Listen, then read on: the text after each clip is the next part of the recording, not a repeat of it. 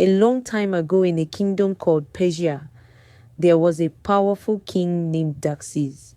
He ruled over many lands and had a grand palace. One day, during a big feast, the king called for his queen Vashti to come and show off her beauty to his guests, but Vashti refused.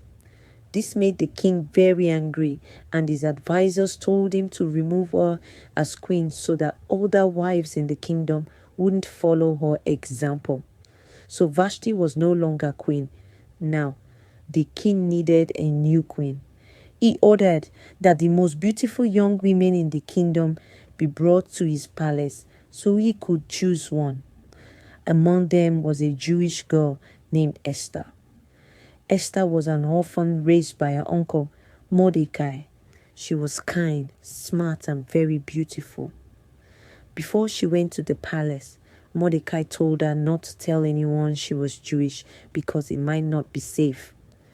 After many months of preparation, Esther was brought before King Xerxes, and he loved her more than any other girl. He placed the royal crown on her head and made her queen, but she still kept her Jewish identity a secret. Meanwhile, Mordecai, who walked near the palace gate, overheard two palace guards plotting to kill the king. He quickly told Esther, and she warned the king, giving credit to Mordecai. The plot was stopped, and the two men were killed. Now, in the kingdom, there was a very powerful man named Haman. The king trusted him and gave him a high position. Everyone was ordered to bow down to Haman, but Mordecai refused because he would only bow to God. This made Haman so angry. When he found out Mordecai was Jewish, he decided to destroy all Jews in the kingdom. Haman tricked the king into signing a law that said on a certain day all Jews would be killed. Once a Persian law was made, not even the king could take it back. Mordecai sent a message to Esther, telling her about the decree and asking her to go to the king to beg for mercy. But Esther was afraid because anyone who approached the king without being invited could be put to death. Mordecai sent another message to Esther, reminding her that she had been placed in a position for such a time as this. He encouraged her to be brave and to trust in God. Then Esther sent a message to Mordecai, "Go gather together all the Jews who are in Susa and fast for me. Do not eat or drink for 3 days, night or day. I and my maids will fast as you do. When this is done, I will go to the king, even though it is against the law. And if I perish, I perish," she said. After the 3 days of fasting and prayer, Esther put on her royal robes and went to the king's throne room. When the king saw her, he was pleased. The king asked Esther what she wanted, and instead of telling him right away, she invited him and Haman to a special banquet. At the banquet, the king again asked what she wanted.